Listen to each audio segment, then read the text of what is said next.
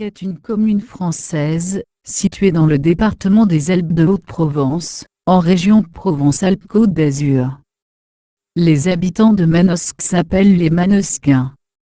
Manosque est la ville la plus peuplée des Alpes de Haute-Provence. Manosque est bâtie sur un contrefort des collines du Luberon oriental, dont certaines dépassent 700 mètres d'altitude, au-dessus de la plaine alluviale de la Durance. Le village est dominé par le mont de Relevant, et au couchant par la colline de Touzeau. Plusieurs axes de communication majeurs sont à proximité, l'autoroute A51, route départementale 4096, ancienne nationale 96, ligne de chemin de fer de Lyon-Perrache à Marseille-Saint-Charles, via Grenoble. La ville se situe à environ 20 km de Forcalquier et Oraison, et à environ 55 km de Digne-les-Bains et Sisteron. Les villes importantes les plus proches sont Avignon, à l'ouest, Aix-en-Provence et Marseille, au sud. Le centre-ville est à environ 380 mètres d'altitude, la gare SNCF et la zone d'activité attenante à environ 330 mètres. On peut accéder à la ville par Saint-Tulle, au sud, et Volx, au nord-est, par la route départementale 4096, Pierre-Revers, au sud-ouest, par la route départementale 6, Montfuron, au sud-ouest, par la route départementale 907. Dauphin, au nord, par la route départementale, et Valençol, au sud-est, par la route départementale 9073. Géologie. Le territoire se situe au nord-ouest de la faille de la Durance, au sein du plateau de Manosque-Forcalquier. La commune fait partie du périmètre de la réserve naturelle géologique du Luberon, en raison de la proximité de sites fossilifères uniques. Manosque est soumise au climat méditerranéen dit d'intérieur. L'hiver est plus froid qu'en Basse-Provence, avec des gelées fréquentes durant la nuit. La moyenne mensuelle est de 4,6 degrés en janvier, avec des températures comprises entre -1 degré et 10 degrés en janvier, et des chutes de neige peuvent se produire. L'été est chaud, avec une sécheresse habituelle en juin, juillet et août. La température moyenne est de 22 degrés Celsius en été, avec des températures comprises entre 16 degrés et 30 degrés. La température moyenne annuelle est de 12,6 degrés. Les étés sont aussi chauds qu'en Basse-Provence, très souvent plus de 35 degrés à 40 degrés, mais l'amplitude thermique annuelle et diurne est importante, 15 degrés à 20 degrés de différence entre l'été et l'hiver. Dans ces régions abritées de la Provence, les hivers sont souvent plus secs que les intersaisons. La moyenne annuelle des précipitations est de 736 mm, et la ville reçoit entre 2800 et 3000 heures d'ensoleillement par an. Environnement. La commune compte 634 hectares de bois et forêts, soit 11% de sa superficie. Risques naturels et technologiques. La ville de Manosque a connu 2 épisodes sismiques remarquables dans le passé, l'un le 13 décembre 1509, et l'autre le 14 août 1708.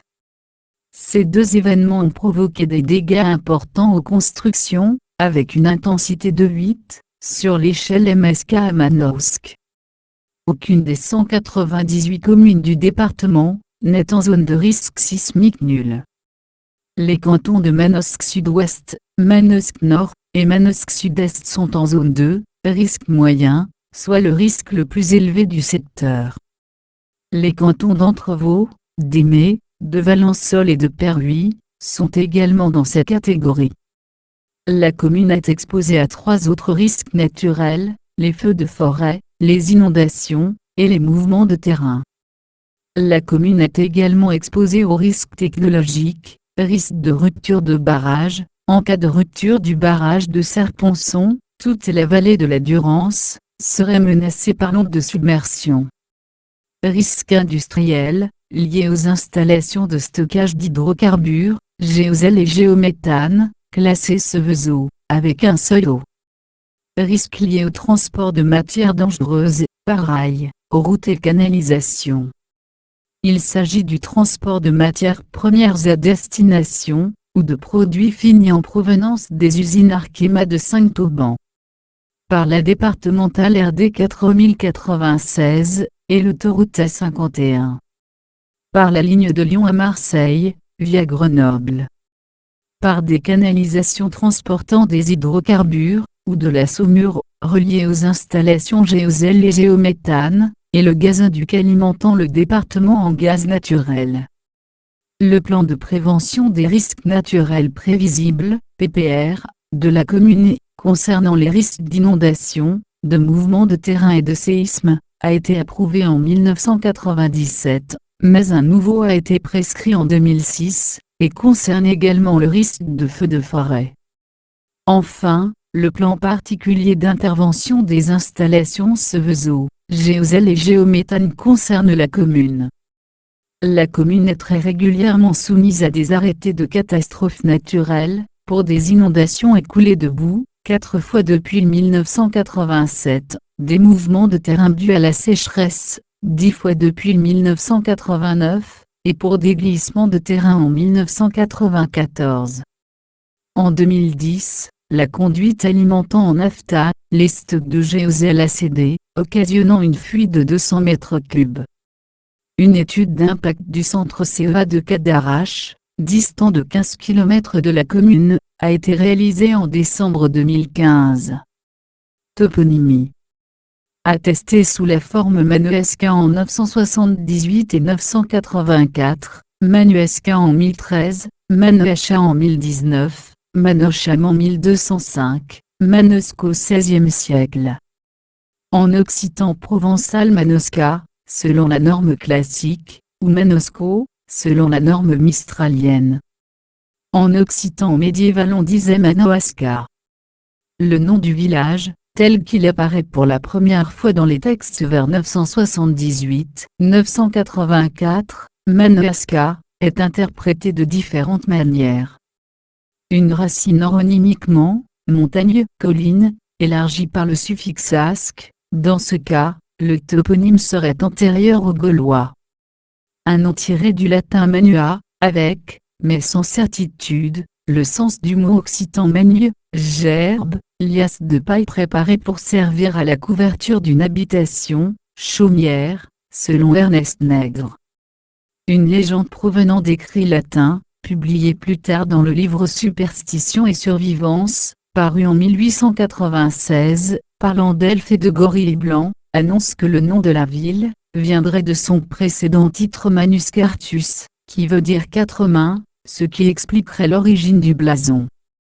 Le vallon de Gaude, où a été exploitée pendant longtemps une mine de lignite, tire son nom du latin gabata, désignant une jatte, un récipient, et donné par métaphore à une vallée encaissée, ce qui est effectivement le cas du vallon de Gaude. Le terme drouille, qui désigne une rivière et le vallon où elle coule, ainsi que le parc aménagé dans Manosque, pourrait être un terme hydronymique ligure, ou référé au chêne. Histoire, Antiquité. En dehors des légendes, on sait peu de choses sur la ville avant l'époque romaine. Sous l'Empire romain, la ville est un marché régional réputé.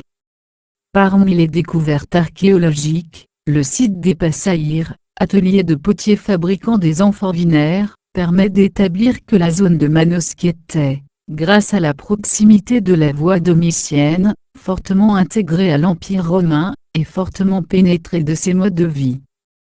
Moyen Âge. Alors que le sud-est de la Gaule était une terre burgonde, le roi des Ostrogoths, Théodoric le Grand fait la conquête de la région entre la Durance, le Rhône et l'Isère en 510. La commune dépend donc brièvement à nouveau de l'Italie, jusqu'en 526. En effet, pour se réconcilier avec le roi burgonde Godemar III, la régente ostrogoth, Amalazonte, lui rend ce territoire. Les comtes de Provence résident fréquemment à Manosque au tournant de l'an 1000, grossièrement entre 972 et les années 1020. Il existait plusieurs agglomérations portant des noms différents, Manosque, Villa, dans la plaine, Castrum-Bosonem, Château-Boson, en hauteur, probablement sur le Mont d'Or. Un bac permettant de traverser la Durance, est attesté en 1248. Les droits seigneuriaux sont partagés entre l'abbaye Saint-Victor de Marseille et les comtes de Provence ou comtes de Forcalquier selon les époques. Le consulat qui permettait aux bourgeois de se gouverner est créé avant 1207. Manosque est le siège d'un bailliage des comtes de Provence en 1466. L'arrivée de la peste noire, au printemps 1348, provoque des émeutes anti-juives. Le comte de Provence ordonne la restitution des biens pillés le 25 mai. Le retour de l'insécurité au XIVe siècle, avec la menace des grandes compagnies, a conduit la ville à améliorer ses portes. Manosque fut pourvue entre 1366 et 1383 d'une nouvelle enceinte de 1125 mètres de long, qui jouxtait de près la première enceinte, à l'est, mais englobait les faubourgs à l'ouest. Et c'est à cette époque-là que la porte-sonnerie et la porte Soubeyran ont pris leur forme actuelle. De plus, les faubourgs, situés hors des murailles, sont abandonnés, comme le faubourg de la Sonnerie, à la fois parce qu'ils ne sont pas protégés, mais aussi parce qu'ils gênent la défense. Ce renforcement des défenses a lieu dans un contexte de renforcement général des efforts militaires au niveau provençal. En 1354, les États de Provence imposent à tous les hommes de 14 à 60 ans de porter les armes. Les inégalités sociales au sein de la ville sont assez peu marquées, les nobles n'ont pas les moyens de vivre en chevalier, avec cheval et suite, les Juifs participent à la défense. Enfin, en 1382, la cité achète ses premières bombardes au moment où s'ouvre la crise de succession de la reine Jeanne Ière. Manosque est une des rares villes, avec Marseille et Arles, à se rallier dès 1382 à l'Angevin Louis Ier, le commandeur hospitalier, Jean Sévin, adoptant le même parti.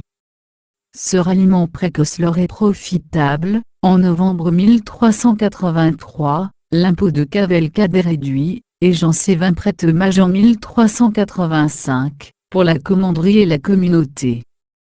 Les premières traces d'exploitation du Lignuit datent de 1441. Au Moyen Âge, Manosque était partagé en 4 quartiers, les Hébréards, le Palais, les Payants et les Martels. La ville devient un centre de commerce florissant au XIIIe siècle, et la population approchait les 10 000 habitants. L'ordre de Saint-Jean de Jérusalem est implanté à Manosque, depuis le début du XIIe siècle. Un bailli est installé dans la ville par les hospitaliers. À la mort du dernier comte de Forcalquier en 1209, Guillaume IV de Forcalquier, les hospitaliers ont la seigneurie sur la ville sans rivalité, jusqu'en 1790. Alors que les comtes de Forcalquier avaient parfois empiété sur leurs prérogatives, issues du don de ces mêmes comtes, à partir des accords de Mérargues, 29 juin 1220, Manosque est exclu des accords de partage entre comtes de Provence et de Forcalquier. Au cours des siècles qui suivent, les hospitaliers possèdent 2 fortifications dont Manosque, un palais dans le bourg, et une autre sur la partie nord de l'enceinte. Au XIIIe siècle, le droit de cavalcade impose aux seigneurs du lieu, l'ordre des hospitaliers, de fournir 5 chevaliers et 50 fantassins aux comtes de Provence, 40 jours par an. C'est à la communauté qu'il revient de fournir les 50 hommes à pied, ce qui s'ajoute à la milice devant défendre les murs, et permet le classement des armes individuelles dans les biens insaisissables en cas de faillite personnelle, comme les chevaux de guerre et les animaux de labour. Après 1319, Hélion de Villeneuve, grand maître de l'ordre de Saint-Jean de Jérusalem, a géré les biens matériels qui ont été confiés à la commanderie de Manosque, et en faire l'établissement le plus important de la langue de Provence. Le commandeur de Manosque est nommé par le grand maître de l'ordre, choisi parmi les chevaliers de l'ordre de la langue de Provence. Après la donation de 1209, il s'est installé dans le palais des comtes de Forcalquier. Il a ajouté à son titre celui de châtelain pendant une vingtaine d'années. Plus tard, il s'est aussi donné le titre de seigneur des différentes possessions de la commanderie, Limay, la cavalerie, Volx. La commanderie de Manosque est devenue bailli capitulaire faisant du commandeur grand croix de l'ordre, et l'obligeant à participer au chapitre général. Le commandeur de Manosque a pu être prieur, comme Guillaume de Rianne et Jean-Ferdinand d'Hérédia, et grand maître avec Élion de Villeneuve. Seigneur de Manosque, il devait jurer à son entrée en charge d'observer les privilèges de la ville, pourvoir à la défense de la ville, publier des règlements, rendre la justice et avait son siège avec ses armes dans l'église Saint-Sauveur. À la Révolution, le château de l'ordre de Saint-Jean de Jérusalem, déclaré bien national, est vendu aux enchères, puis démoli, créant une vaste place en ville, la place du Terreau. En 1509, un tremblement de terre secoue la ville. Lors du passage de François Ier en 1516, la fille du consul, Péronne de Voland, chargée de présenter les clés de la ville au roi, lui fait un compliment. Les regards admiratifs du prince s'arrêtent sur elle, alarment sa pudeur.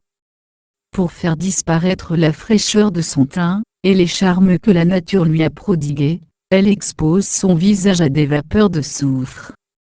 Le roi, fort ému, comble de faveur et de libéralité la jeune fille et sa famille. C'est depuis lors que Manosque a pris le surnom de la pudique. En 1521, la peste qui sévit en Basse-Provence pousse le parlement d'Aix à s'installer à Manosque, avant de se replier encore plus à l'intérieur des terres à Sisteron. La réforme connaît un certain succès à Manosque, et une partie des habitants se convertissent. Malgré les guerres de religion, une communauté protestante se maintient au XVIIe siècle autour de son temple, grâce à l'édit de Nantes, 1598. Entre-temps, les guerres de religion n'épargnent pas la ville. En 1561, Notre-Dame de la Consolation et la chapelle de toutes eaux sont saccagées, statues brisées, tableaux déchirés. Les Huguenots de Manosque sont autorisés à bâtir un temple, mais à l'écart de la ville. En 1592, le marquis d'Oraison profite de la mort du capitaine Barat, gouverneur de la ville, pour s'en emparer.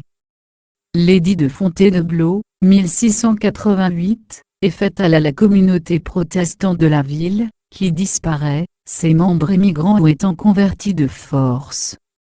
Lors d'un procès de cette époque, les Manosquins ont la réputation de faire des faux témoignages. Ils remplacent Saint Sébastien, saint patron de la ville, par Saint Pancrace, saint de la bonne foi. Une foire s'y tenait au XVIIIe siècle, et un bureau de la poste royale installé à la fin de l'Ancien Régime, atteste du rayonnement du bourg.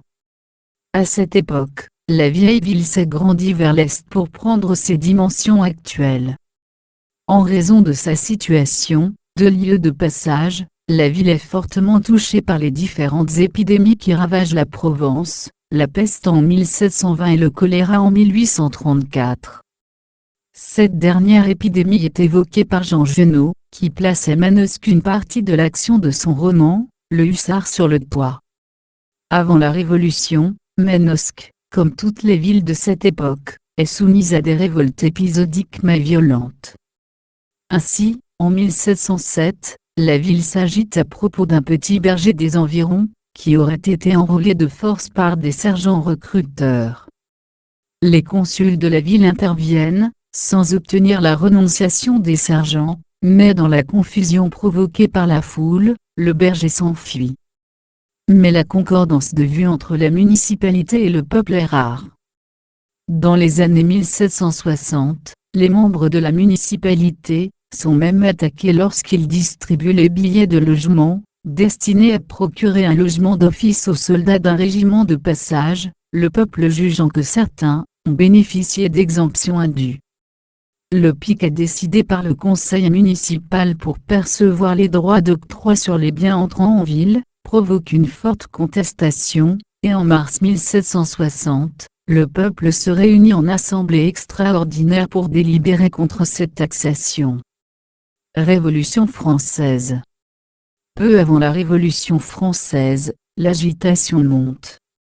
Outre les problèmes fiscaux présents depuis plusieurs années, la récolte de 1788 avait été mauvaise et l'hiver 1788-89, très froid.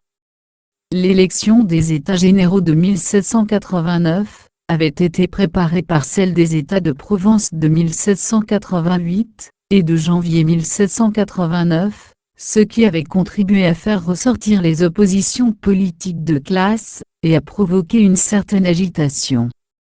C'est au moment de la rédaction des cahiers de doléances, fin mars, qu'une vague insurrectionnelle secoue la Provence. Une émeute frumentaire se produit à Manosque le 14 mars, un peu avant le gros des émeutes. L'évêque de Sisteron, de Suffren, de passage dans la ville, est lapidé car il est soupçonné d'accaparement par une foule de paysans et de femmes. Dans un premier temps, la réaction consiste dans le rassemblement d'effectifs de la maréchaussée sur place. Puis des poursuites judiciaires sont diligentées, mais les condamnations ne sont pas exécutées, la prise de la Bastille comme les troubles de la Grande Peur provoquant, par mesure d'apaisement, une amnistie début août. Au début de la Révolution française, Manosque est une des villes les plus touchées par la fièvre révolutionnaire. Le couvent des Bernardines est détruit en 1791. La Société des Amis de la Constitution est créée fin 1791.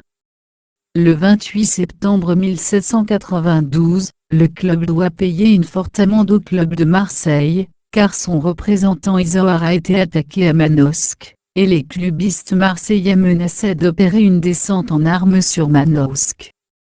Épurée, elle devient ensuite les antipolitiques. En 1792-1793, la section est contrôlée par les fédéralistes. En relation avec la section de Marseille, elle diffuse les idées des Girondins, jusqu'à leur proscription le 31 mai 1793, et l'écrasement de l'insurrection fédéraliste en juillet. Robespierre le Jeune, en mission auprès de l'armée d'Italie, est attaqué par des réactionnaires venus de Provence, le 12 août 1793. Chassé de la ville, il se réfugie à Fort-Quelquier, et revient en force le 23 août, s'appuyant sur les républicains manosquins, pour chasser la réaction. Il en profite pour rétablir la Société populaire, qui est à nouveau épurée le 25 novembre 1794, c'est-à-dire le Saint-Frimaire en Troyes, par le représentant en mission Gautier. De nouveaux troubles éclatent en 1797. 19e siècle. Lors du coup d'État du 2 décembre 1851, le maire Joseph Buisson prend la tête de la résistance provençale, et installe un gouvernement provisoire de la République à Digne. Bien que peu ouvrière, 226 ouvriers recensés en 1848, la population de la ville suit en masse son maire. Après l'échec de l'insurrection, une sévère répression poursuit ceux qui se sont levés pour défendre la République. 223 manosquins sont traduits devant la commission mixte, la majorité condamnée à la déportation en Algérie, soit plus de 13% des Baselpins poursuivis. En 1884, la commune est touchée par une épidémie de choléra, qui cause 12 morts du 23 au 31 août. 20e siècle. La coopérative oléicole est fondée en 1928. Durant la Seconde Guerre mondiale, un atelier détaché du camp des Milles est implanté à Manosque. De l'autre côté, les couples Rose et Paul Astier et Alphonsine et David Chauvin, sauvent des Juifs de la déportation, et ont été pour cette raison distingués, comme justes parmi les nations. Sophie Dole, sa fille Jeanne Régnier et sa cousine Alix Rebaud, sont distinguées de la même manière. Néanmoins, 10 Juifs sont arrêtés à Manosque et déportés.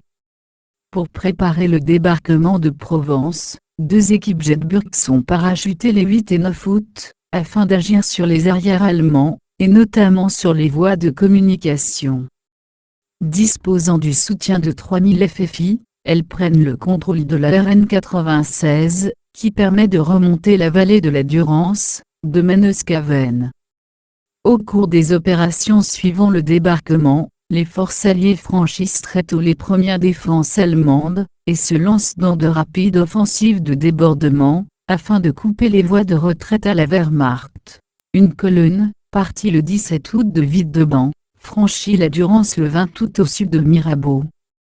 Le 143e régiment d'infanterie US forme une colonne qui remonte la vallée de la Durance toute la journée du 20 août, et libère les villes et villages sur son passage, dont Manosque.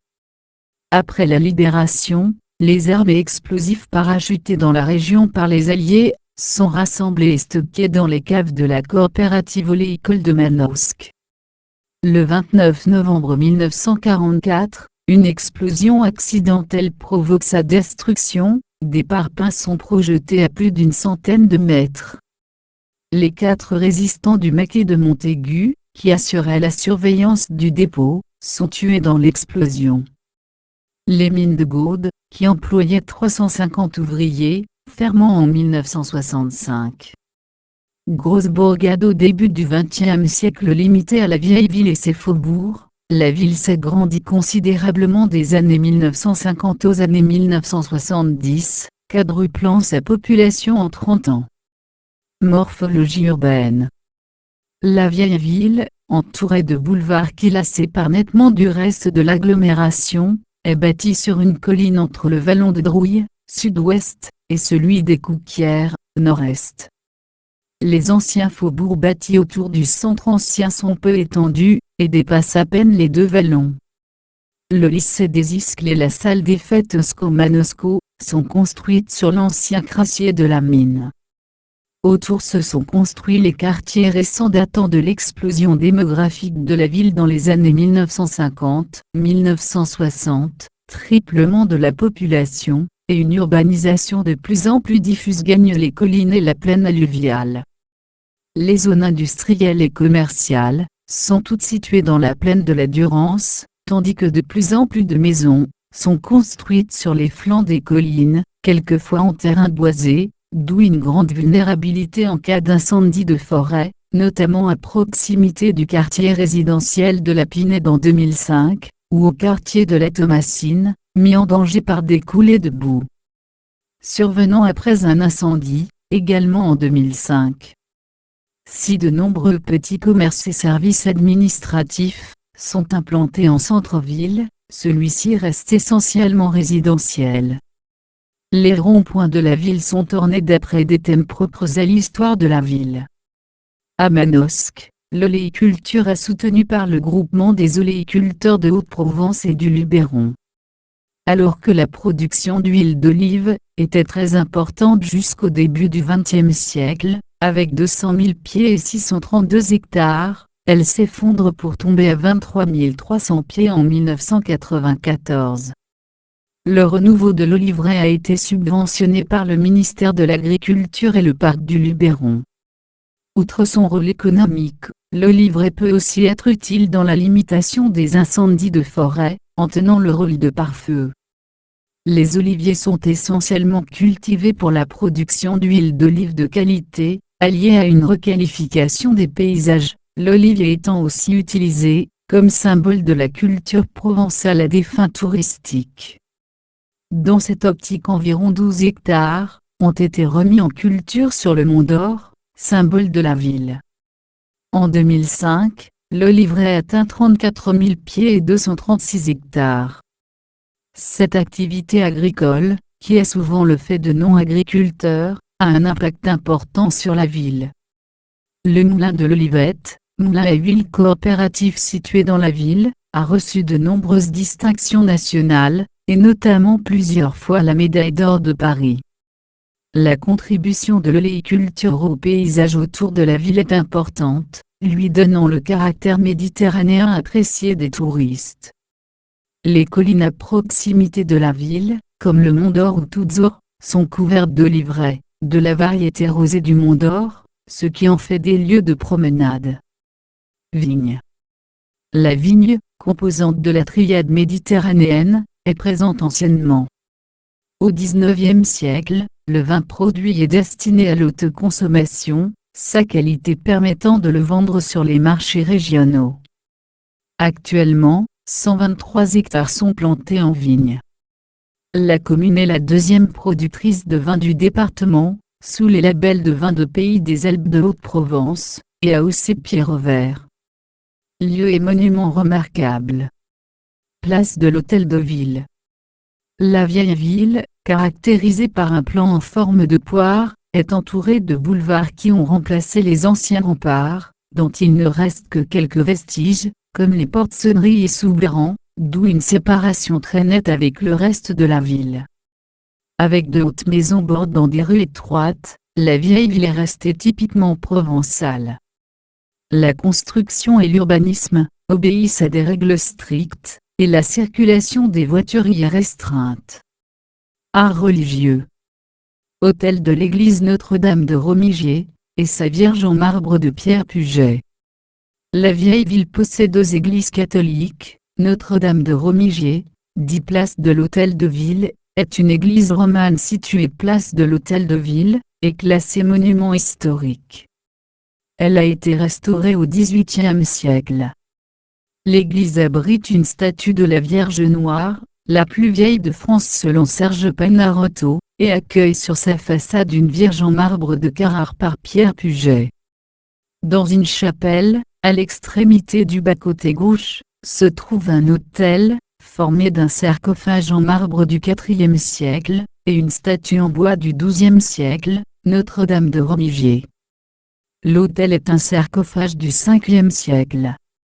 Elle contient aussi la croix de Manosque.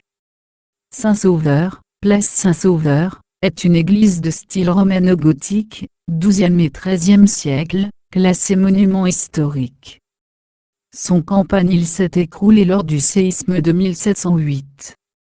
La ville compte divers autres monuments religieux catholiques, le couvent des Observantins, XVe et XVIe siècle, inscrit à l'inventaire supplémentaire des monuments historiques, et transformé en logement. Le couvent de la Présentation, classé monument historique. La chapelle Saint-Pancrace, qui domine la ville sur la colline de Touzeau. Lieu de culte d'autres confessions, l'église protestante unie, rue du Temple. L'église orthodoxe, paroisse Saint-Cassien, 9 rue d'Aubette. L'église évangélique ADD, 177 rue des Ponches. L'église de Jésus-Christ des Saints des Derniers Jours, zone industrielle, centre Actiplu, boulevard Saint-Joseph. L'église néo-apostolique Manosque, espace Mirabeau, 157 avenue Jean Giono. Et enfin, la mosquée LNSR. Place. Les places les plus importantes dans la ville moderne sont, la place du Terreau, la plus vaste, au sud-ouest du centre. Un château était autrefois construit à cet endroit. Elle sert de parking payant, sauf les jours de marché. La place de l'Hôtel de Ville, au carrefour des 4 rues partant vers les 4 portes de la ville. La place Marcel Pagnol, entre la place de l'Hôtel de Ville et la porte Soubeyran. Le marché se tient sur ces 3 places, le mercredi et le samedi. Architecture militaire. 4 portes défendaient les entrées de la ville, autrefois, la porte de la Sonnerie, terminée en 1382, de style roman, classée monument historique. C'est la porte sud du centre ancien. On pense que son nom provient de sa situation à proximité de la rue Sonnerie, où le sel était acheminé, et où les cochons étaient saignés, selon les historiens. En effet, Sonnerie vient du provençal sonnarier qui signifie abattoir. Le quartier des abattoirs, souvent proche de celui des tanneurs, se trouvait à la périphérie des villes médiévales, du fait de l'odeur qui y régnait. Le corps central de la porte Sonnerie est défendu par 2 assommoirs. Les 2 tourelles latérales sont couronnées de machicoulis. La porte du Soubeyran, construite au XIVe siècle, sauf le campanile qui a été ajouté en 1830. C'est la porte nord du centre ancien. Cette porte, restaurée, est décorée d'une balustrade de pierre. Elle est inscrite monument historique.